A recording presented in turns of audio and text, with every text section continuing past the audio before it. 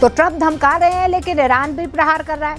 अब ईरान का गुस्सा देखकर डोनाल्ड ट्रंप का मूड बिगड़ गया है, लेकिन ट्रंप के मिशन तेहरान की वजह से बहुत बड़ा झटका यूक्रेन को लगा है।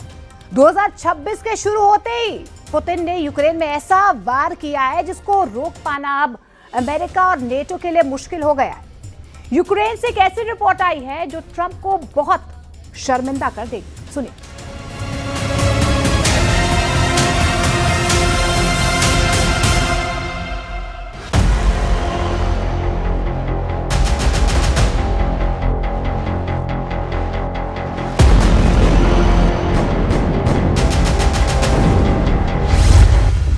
दो 2026 में ज़ेलेंस्की को पहला बहुत बड़ा झटका लग चुका है। यूक्रेन में ट्रंप और नेटो को हराने वाली सबसे बड़ी वार्निंग जारी हो गई है।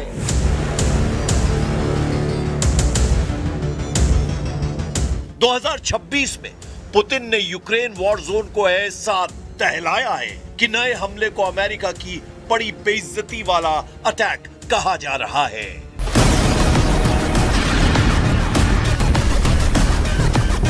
रूस ने यूक्रेन का एक और F-16 मार डाला है। यह दावा रूस की मीडिया ने किया है।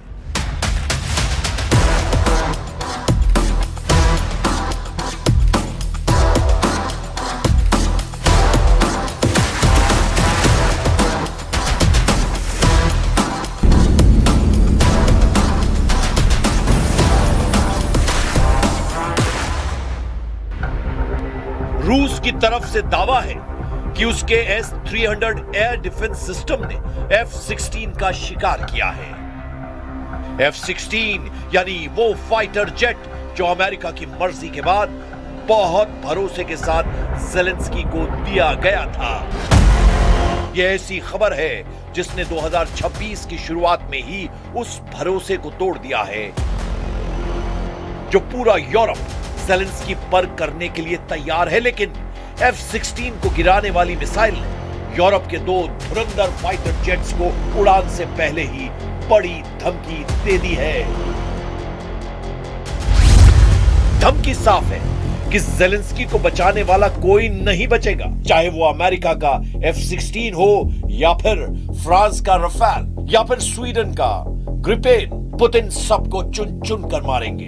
ये तीनों लड़ाकू जहाज इस वक्त व्लादिमीर पुतिन के टारगेट पर हैं। पुतिन बता रहे हैं कि एक एक विमान को उनका एयर डिफेंस सिस्टम तबाह कर देगा।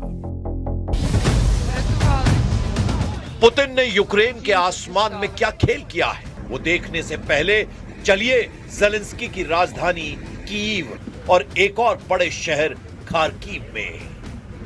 यूक्रेन की राजधानी कीव और यूक्रेन के सबसे बड़े शहर खार्किव, यहां हुए पुतिन के हमलों ने ज़ेलेंस्की की सेना के धागे खोल दिए हैं। यूक्रेन को समझ ही नहीं आ रहा है कि कैसे रोकें, कैसे बचें।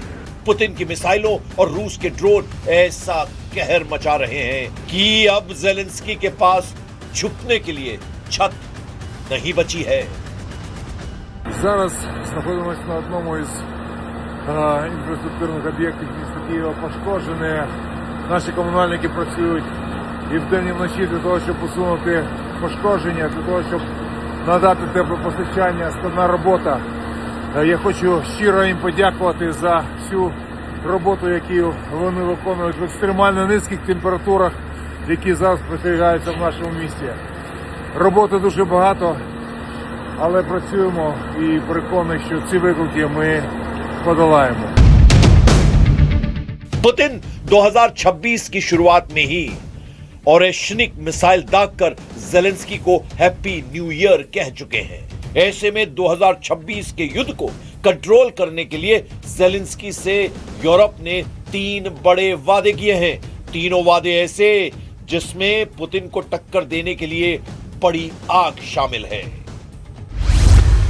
पहला वादा, अमेरिकी फाइटर जेट F-16 के 87 विमान। दूसरा वादा, फ्रांस का फाइटर जेट रफाल 100 विमान। तीसरा वादा, स्वीडन का फाइटर जेट ग्रिपेन 150 विमान। ये तीनों वादे यूक्रेन को जंग जिताएंगे, इसके ख्वाब ज़ेलेंस्की लगातार देख रहे हैं।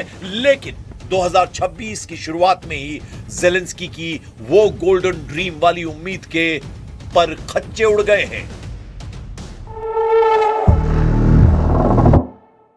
जनवरी के पहले हफ्ते में ज़ेलेंस्की ने एक ऑपरेशन तेज करने का ऑर्डर दिया। यूक्रेन के एक सीक्रेट अड्डे से F-16 फाइटर जेट ने उड़ान भरी।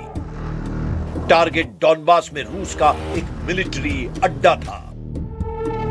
F-16 उड़ते हुए उस वॉर जोन में पहुंचा जहां रूस की फोर्स का एयर स्पेस माना जाता है। F-16 आराम से उड़ रहा था, उसे उम्मीद नहीं थी।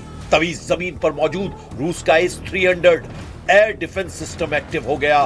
फौरन हरकत होने लगी।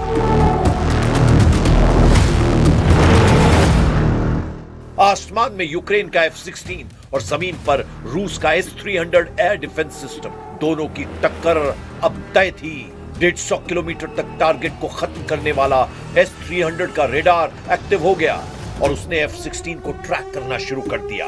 यही पुतिन की डॉनबास में बड़ी पावर मानी जाती है। ज़ेलेंस्की का उड़ता हुआ बेखबर F-16 उस वक्त बेबस हो गया जब रूस के S-300 एयर डिफेंस सिस्टम ने टारगेट लॉक कर लिया। इसके बाद फायर की गई एयर डिफेंस मिसाइल, जिसका मतलब है उड़ता हुआ जहाज अब मारा जाएगा। हजारों मीटर ऊपर आसमान से F-16 से मिसाइल टकराती है, जहाज गिरने लगता है। ज़ेलेंस्की का हवाई गुरूर मारा जाता है। रिपोर्ट है कि S-300 सेल्वो फायर किया, यानी एक के बाद एक 2 मिसाइल दागी गई और इसी तरह ज़ेलेंस्की का F-16 ढेर हो गया। अमेरिका के आदेश पर यूक्रेन को 87 F-16 मिलने हैं। अभी उसे इसके 50% यानी सिर्फ 44 विमान मिले हैं और एक साल के अंदर ही पुतिन ने ज़ेलेंस्की के 4 F-16 आसमान में ही मार डाले हैं, यानी यूक्रेन के 10% F-16 खत्म किए जा चुके हैं। लेकिन ज़ेलेंस्की 2026 में युद्ध को और खतरनाक बनाना चाहते हैं। वो पुतिन को पीठ नहीं दिखाना चाहते। यूक्रेन की सेना का दावा है कि 4 साल के युद्ध में रूस को बहुत बड़ा नुकसान उठाना पड़ा है। यूक्रेन ने रूस के 12,20,000 से ज्यादा सैनिकों को मार गिराया है। ऐसे दावों में हवा बहुत ज्यादा है, लेकिन ज़ेलेंस्की के पास यही आंकड़े हैं जो पुतिन को डराने के लिए फोड़े जाते हैं। ज़ेलेंस्की के पास अमेरिका या नाटो की मदद के अलावा कोई जरिया भी नहीं बचा है। І фактично кожного дня ми продовжуємо спілкування з американською стороною. Сьогодні Рустем Умєров знову був на контакті з американськими партнерами. Це наше стратегічне завдання. Діалог з Америкою має бути на 100% конструктивним.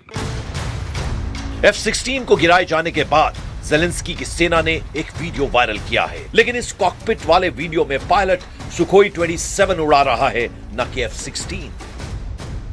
एक तरह से ज़ेलेंस्की के तेवर बता रहे हैं कि उन्होंने 2026 युद्ध लड़ने की तैयारी कर ली है, क्योंकि व्लादिमीर ज़ेलेंस्की को रूस से लड़ने की नई गारंटी मिलने जा रही है।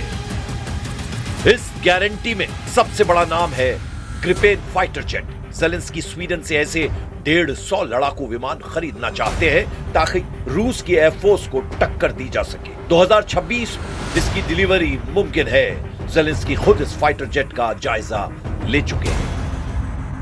ग्रिपेन एक चौथी पीढ़ी का लड़ाकू विमान है जो एक इंजन से चलता है। ये एक मल्टी रोल फाइटर है और तकनीक के मामले में ये अमेरिका के F-16 या यूरोप के टाइफून से कम नहीं है। एयर टू एयर और एयर टू ग्राउंड मिसाइलों से लैस ग्रिपेन ज़ेलेंस्की के लिए एक सस्ता विकल्प माना जा रहा है।